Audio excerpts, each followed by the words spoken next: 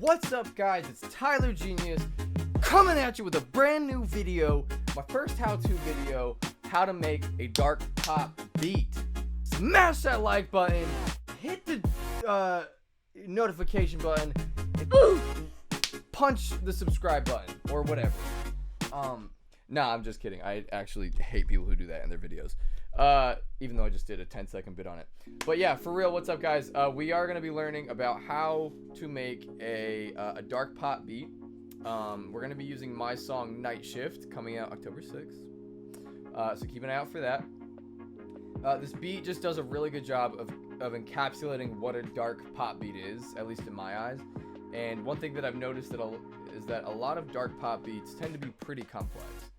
So this does a great job of showcasing that. So let's jump into it. Okay, guys, so here is the project file. We are looking at a total of 36 channels on here. That's obviously not including the vocals. With vocals, this thing is, I think we're hitting like 70 something channels. So it gets pretty big, you know, after some time.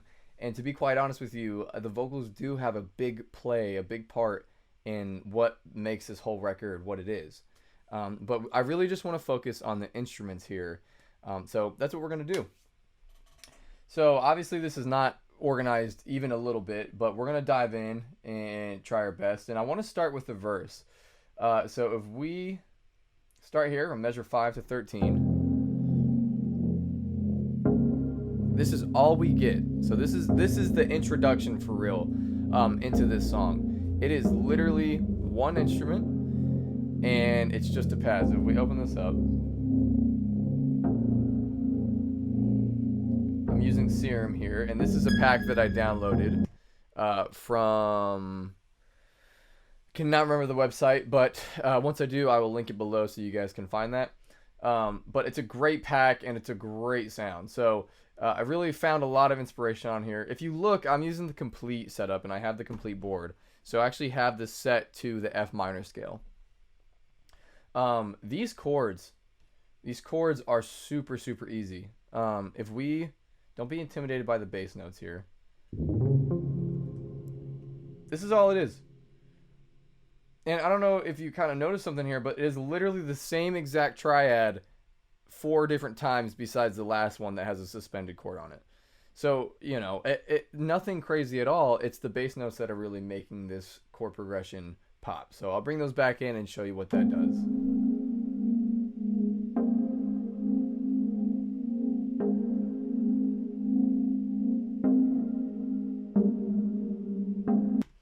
Cool. I mean, it can't get any more simple than that. So if we look at the bass notes here,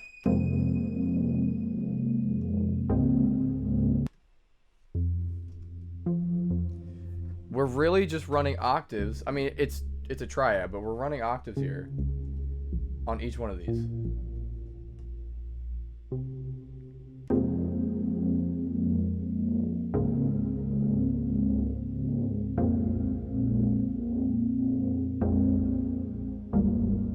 And that's what's creating that effect where it feels like we're changing chords, and we are, but that top line is staying the same all the way through. So with this, I want to let you guys know, like, in terms of building chords, you know, don't be overwhelmed or feel like you need to create these super complex, crazy chords. You know, like, emotion can be pulled out of really, really simple progressions, just like this.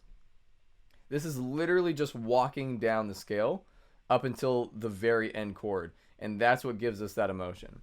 So repeat that twice. And like I said, that's all that's being played right now. And let's bring it to measure 13. And here we're going to start introducing the drums and another instrument.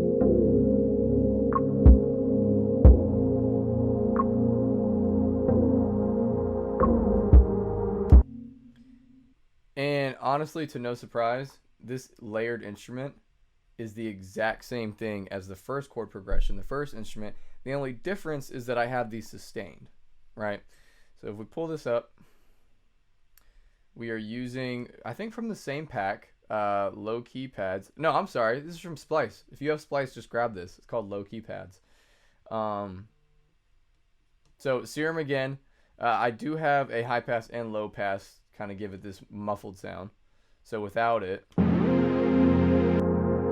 obviously that's too much. I mean, we're still in the first verse here. So we put that on. And then to add to the second half, we introduce drums. And I have these drums half-timed, right? So allowing the halftime, it provides a drive, you know, it changes it up enough, but we're not going crazy with the drums. So there's still this atmospheric vibe that's happening.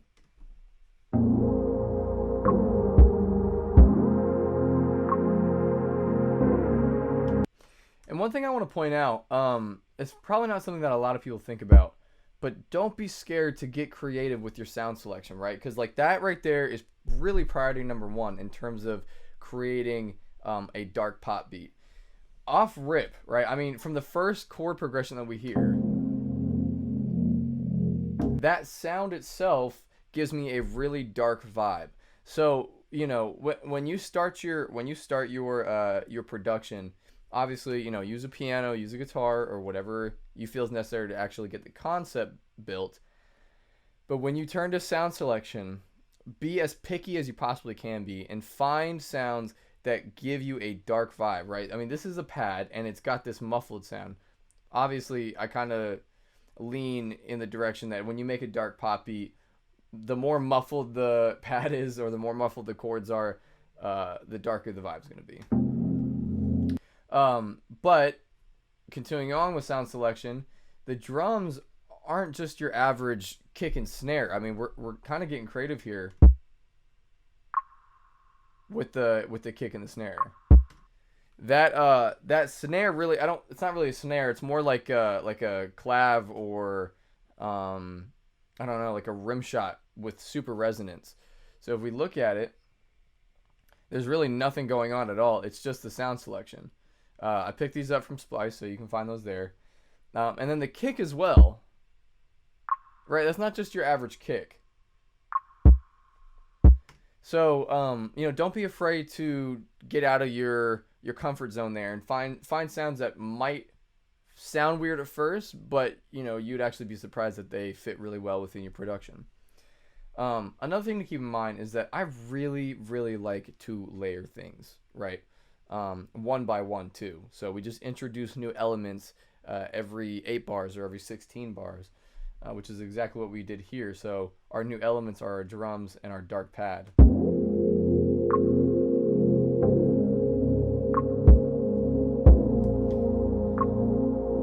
And that's one thing to keep in mind as well. I don't know how many times I've said that, but keep it in mind. The layering is key. Layering is key because, again, you don't need to be overwhelmed with having to think that you have to create all these different parts every 8 bars or every 16 bars. Like, layering allows you to keep the consistency, but it gives enough flavor and enough spice to your production that, you know, the listener's not going to be bored, and it introduces a new type of vibe to the beat.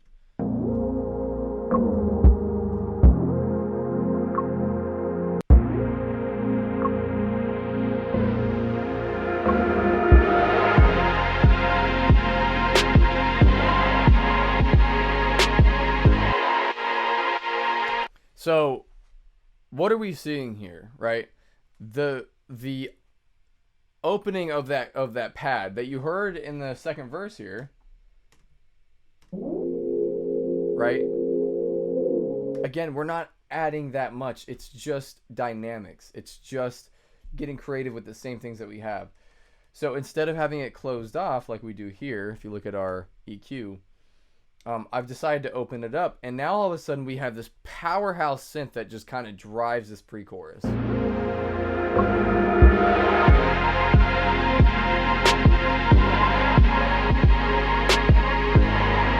Okay, now keep in mind we're adding a couple of new elements here. One thing is that we're actually adding the main drums. So what you heard before are not, I don't really use those, I don't think, again, besides second verse.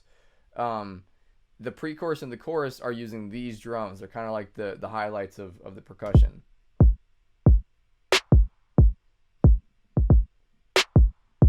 And I also have that kick sidechain to this.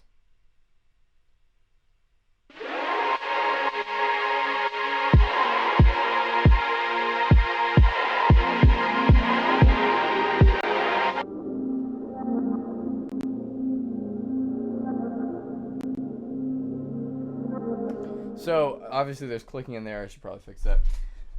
That right here, it's a bounced audio, but this bounced audio is literally the first verse chord progression. The only difference is that I bounced it and I reversed it. So again, like I just want to drive that point home. Like, you have so much to work with the little things that you do have. You don't need to be overwhelmed with adding new elements. That's all that is. It's just reversed. And then I put a ton of reverb, just soaked it in reverb. I don't know why I winked. That wasn't... Anyways. And then I took the high pass and the low pass, and I killed some of the high end and low end.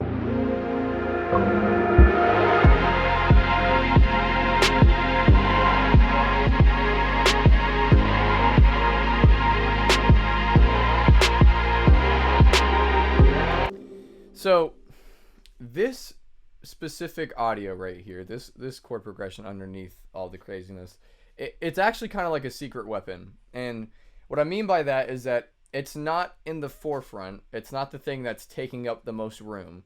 It's actually really quiet and really subdued underneath everything else. But when you take it out, the pre-chorus feels like it's missing something. So going into your production here, keep in mind that, like, when you start building out certain sections of your song, to me, each part has a secret weapon that can be used, right? Or that it needs, or there's a piece missing. And not everything needs to be the star of the show. You also have to keep in mind that vocals are going to be on it. So this chord progression sits underneath everything. But if you listen together, it's not really bright and popping in your face.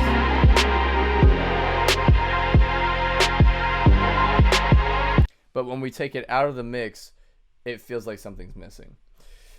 Another thing that we added is our bass. So this is the this is the first time that we're introducing the bass to the actual song.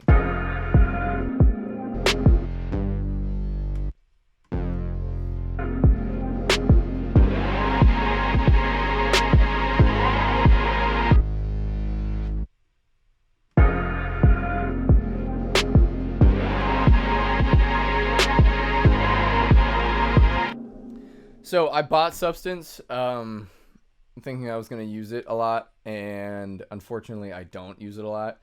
But somehow, some way, this bass came out of it, and it actually worked perfectly for the song. So this is output by Substance. It is a great plugin. I just don't really find myself, utilizing it that much. However, if we look, if we look in the actual MIDI, you should start to see a pattern here from the verse to the pre-chorus. Everything is just builds. It's either walk-ups or step-downs. And right here, we're just walking up the chord progression, or we're just walking up the key with the bass.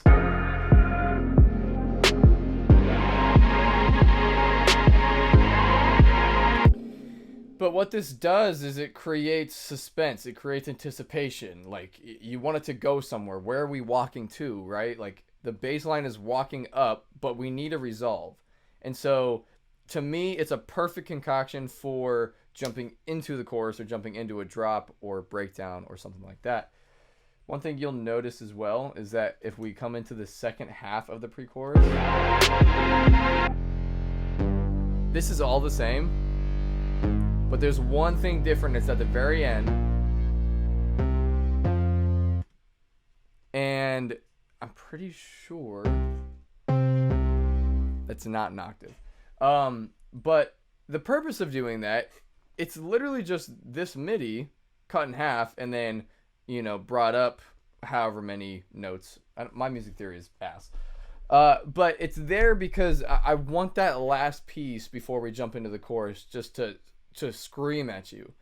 So it within the entire mix of the song, it's pretty subtle, but it still adds a character, a tone, a type of sound that you wouldn't otherwise have. So let's listen to this pre-chorus going into the chorus.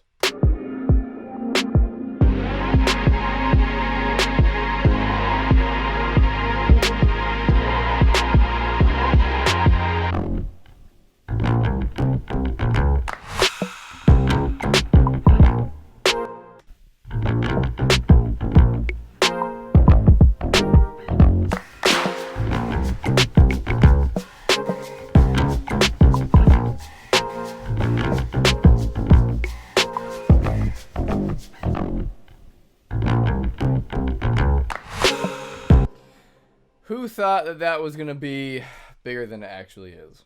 So, if you're brand new to production, as far as I'm concerned, this type of production is called an anti-drop. So, the purpose of it is to break the expectation of the listener, right? You have this massive pre-chorus, and then all of a sudden, you jump into this chorus, and you're missing what feels like half of the production, right? But instead of having even more layers in it and it just getting even bigger, dropping off, if done correctly, can slap the listener in the face in the best way possible. And so that's exactly what we did here. I had my friend come in and play bass for me, and that's really where this all started, which is up here.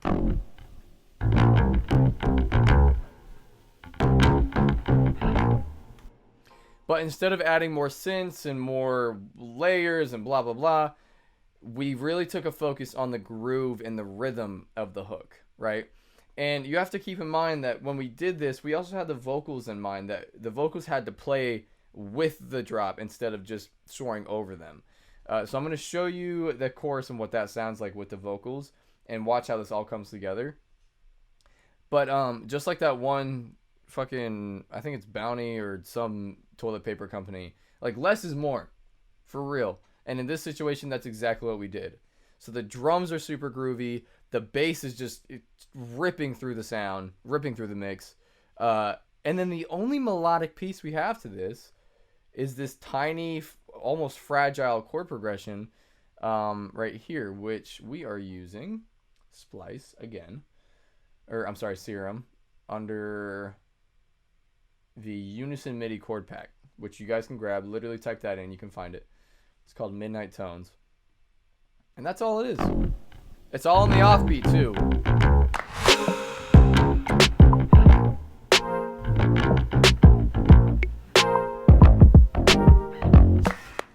So I'm gonna just play the drums for you and listen to what happens here. Da-dum, dum, dum, da-dum.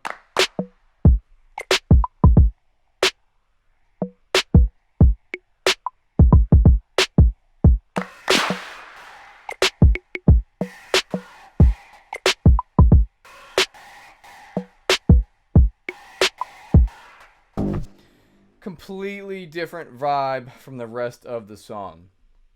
So I'm going to play the actual record and what this chorus sounds like. Run, run, run. I've been held down for too long. There's something I gotta do now. Just wake up and run. I've been stuck in the middle. Just see myself in the mirror. Just wake up and So that is what happens when you do an anti-drop. They're not easy to do, again, in my personal opinion, but if you can get them done and it fits the song well, do it. Like 100% do it, because the way that it hits people in the face, it's completely unexpected. The replayability of your song, of your production, will shoot through the roof. So, yeah, another way to think about it is that your pre-chorus, most of the time your chorus is going to be the climax, right? And then it drops off going into the second verse or wherever. When you have an anti-drop or an anti-chorus, the climax is actually, and again, my opinion, the climax would actually be in the pre-chorus, so right before that chorus hits. So you still have the climax on the record. It's just right before where people think it should be. So that's like the key behind it all. Like, if you can have a massive pre-chorus that gets people going and waiting for something, and then take it all away from them, but give them something that's finessed and has a nice rhythm to it, you've won. So, all right, let's jump into the second verse here. And we're back to exactly what we had on verse 1, except now the drums are introduced immediately. Okay, that pad's back in, layered back in, same exact spot. Off to the pre-chorus now. Right, so nothing different right now. Coming into the chorus.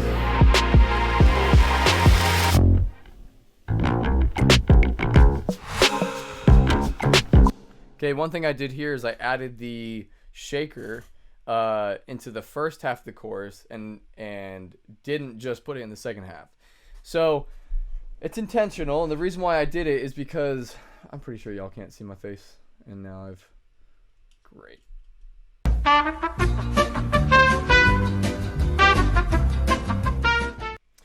So the reason why I did this is it's intentional, and it's just to add little nuances, right? So this is something small, and no one's gonna notice it, but subconsciously you're gonna feel the difference because we have that shaker in the first half now, not just the second half. This chorus is gonna feel a little bit more energetic and a little bit more driven than it would in the first chorus. Again, people aren't gonna notice these things, but subconsciously it'll make a difference. So right out of the second chorus, we get into the bridge, which is completely different from everything else. I love my bridges. I love making bridges, you know what I'm saying? Shout out to bridges. The way that I do most of my bridges is I take it, if we're going north, I take my bridge south, like 180, completely different. So that's what I did here. I think we're using Substance again. That was cool. I found the weirdest bass I could possibly find, weird distortion on it. Did a couple tweaks, and then I added a lead to it, which you can see here. And this went through a quite a few renditions. I mean, I had this like dance hall.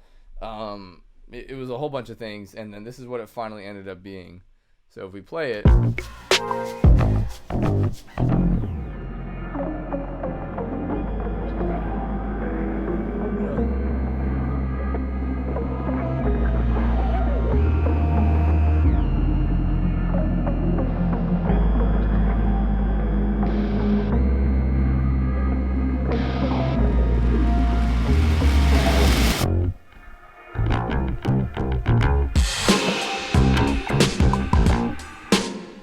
Bet. What do we hear different in the third chorus? I have real drums in the third chorus now. That's the difference. So I made a pretty big change, but keep in mind I didn't actually take out the old drums. I just mixed them in a way that the drums can work together. I mean, to have 2 layers of drums can be pretty overpowering. So if you do it, you just got to finesse it. I use the original kick to give some of that sub bass and that low end punch that I want. But I let the organic drums really take the focal point here in terms of what you can hear. So I added that. I added a ride on the offbeat. And to me, that just adds a lot more flavor and more energy. So each chorus is slowly building more and more energy till the very last part. One thing you... I don't even know what to say about that. My voice cracked. We just need to address it, okay? My voice cracked. All right, so in the bridge, one thing you might have heard is this weird distortion kind of thing going on top of everything, which is right here.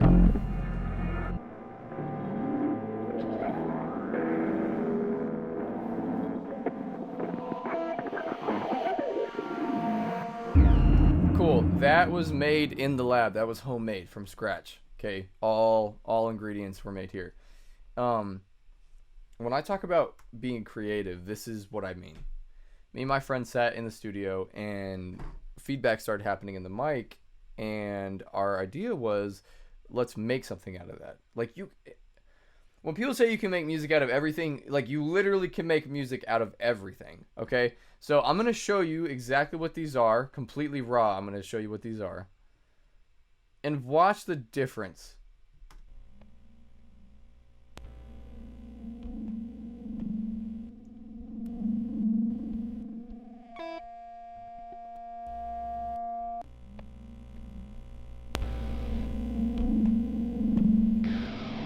That sounds like absolute shit. It does. It's literally, one of them is me like strumming weird on the guitar. The other one is feedback through the mic with the vocal synth from Isotope on it. And then the other one is literally just like jack feedback, so like putting an auxiliary into something. We just recorded all of it. And then I spent about 20 to 30 minutes finagling it and getting it to sound cool, and this is what we came up with.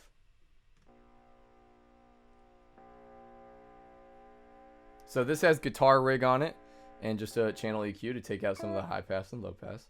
Nothing crazy on this one.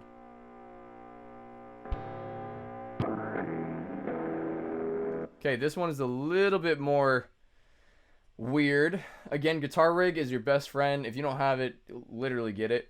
I'm using the harmonic synth LFO stereo something. So it creates this weird modulation within the sound, and it's kind of almost got this phaser feel to it. And then it pans left to right. And for this guy, I used movement from output, which I love this plugin. It'll load up. Dope plugin. And then reverb.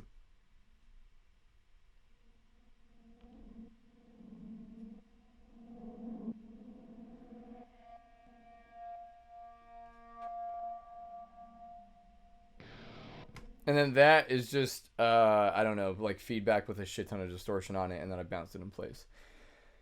So if you take all that, let me just do like that, and then do like this. This is what you get. And then add the bridge.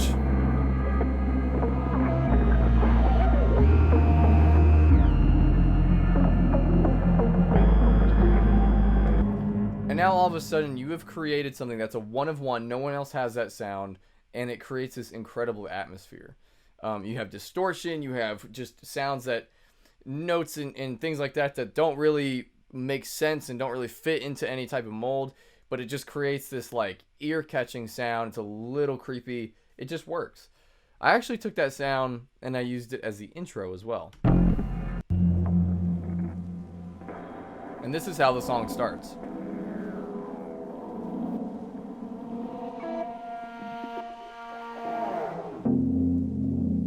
And then it's a hard stop right into the chorus. Or I'm sorry, right into the verse chords. So if we play that with the actual record, listen to how it all sounds with the vocals and everything put together.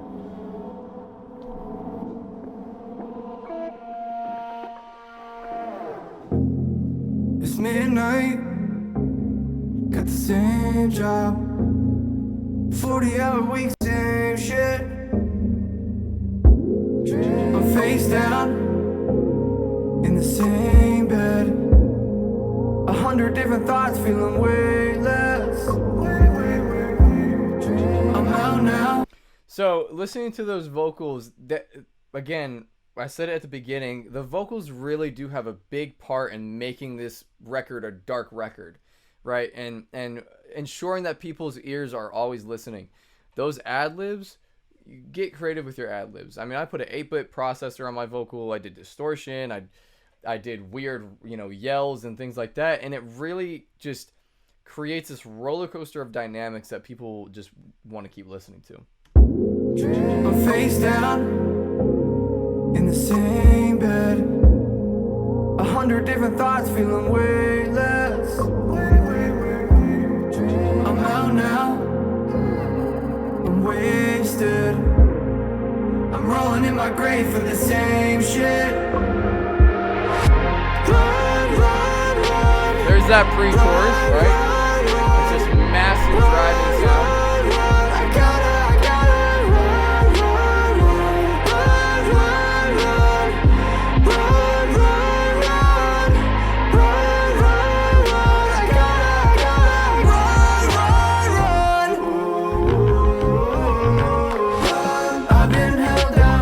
the transition from that huge climax to this anti-chorus is like seamless.